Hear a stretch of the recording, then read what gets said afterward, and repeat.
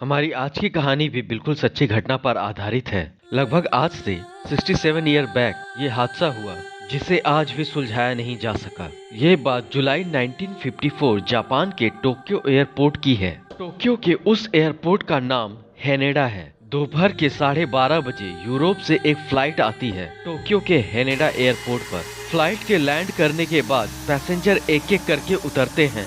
Passengers के documents, visa, passport check किए जाते हैं।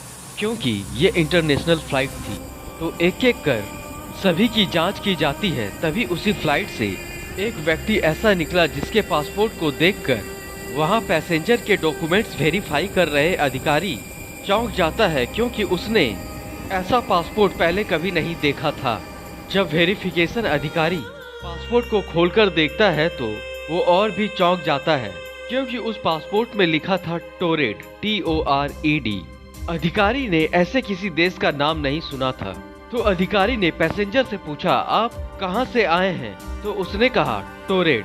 फिर अधिकारी ने कहा, ऐसा तो कोई देश ही नहीं है मैप में। तो इस पर पैसेंजर बोलता है, मैं तो वहीं से आया हूं और इससे पहले मैं यूरोप के कई देशों से होकर आ रहा हूं। आप चाहें तो मेरा पासपोर्ट और वीजा चेक कर सकते हैं।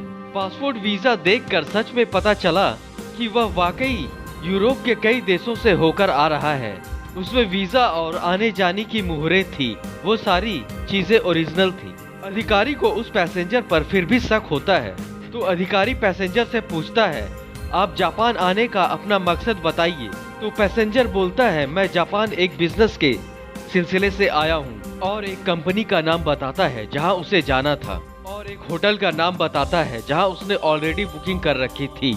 फिर भी अधिकारी उसके बात को नहीं मानता है। वो अपने सीनियर ऑफिसर्स को इसकी जानकारी देता है। तो सुरक्षा अधिकारी इस पैसेंजर को अलग लेकर जाते हैं। उस पैसेंजर की पूरी तलाशी ली जाती है, उसके सारे सामान की तलाशी ली जाती है, और जब उसके पासपोर्ट और वीजा की तलाशी ली गई तो उसका वीजा ओरिजिनल निकला। लेकिन मामला उसके पासपोर्ट पर आकर अटक जाता है, क्योंकि उस पर टोरेड लिखा था, जो देश इस दुनिया में है ही नहीं। तो फिर अधिकारियों ने पैसेंजर से पूछा कि क्या आप वर्ल्ड मैप में अपने देश को दिखा सकते हैं? पैसेंजर ने हाँ कहा। तो उसके सामने वर्ल्ड मैप लाया गया। मैप को देखते ही उसने थोड़ी ही देर में मैप में एक जगह उंगली रख दी। मैप में उस जगह एंडोरा लिखा था। फिर ऑफिसर्स ने कहा, ये तो एंडोरा है, टोरेड तो है नहीं। तो पैसेंजर खुद मैप देखकर चौंक जाता है और कहता है, ये तो टोरेड है, एंडोरा कब हो गया? तब उस पैसेंजर की जांच कर रहे अधिकारियों को लगता है कि ये कोई बहुत बड़ा शातिर अपराधी है और काफी माहिर भी है, फ्रॉड करने में एक्सपर्ट लगता है। तो अधिकारी उस पैसेंजर को एयरपोर्ट अथॉरिटी के होटल में ले जाते हैं और उसे कहते हैं, जब तक आपका क्लियरेंस नहीं होता तब तक आप यहीं रहेंगे, आप यहाँ से कहीं बाहर नहीं जा सकते। और वहाँ पर कुछ सुरक्षा अधिकारियों को तैनात कर दिया जाता है। और फिर अधिकारियों ने अपने जांच का काम शुरू कर दिया। अधिकारी अब पैसेंजर द्वारा बताए गए कंपनी को खोजते हैं। उस कंपनी से कांटेक्ट करने पे ये पता चलता है कि कंपनी के लोग ऐसे किसी व्यक्ति को नहीं जानते हैं। ऐसे किसी भी व्यक्ति के साथ उस कंपनी की कोई बिजनेस डीलिंग नहीं है। इसके बाद जांच टीम उस होटल तक जाती है जिसका नाम पैसेंजर ने बताया था।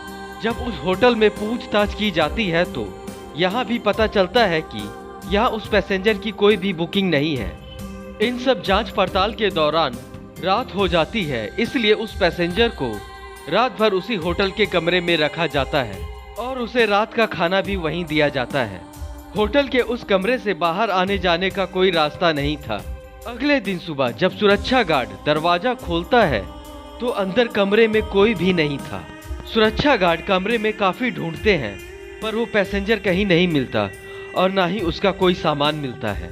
अब उसके जब्त किए गए सामान जैसे वीजा और पासपोर्ट, जो सिक्योरिटी एजेंसियों ने अपने कब्जे में ले रखा था, उसकी दोबारा जांच करने की सोचते हैं ताकि उस पैसेंजर को पकड़ा जा सके।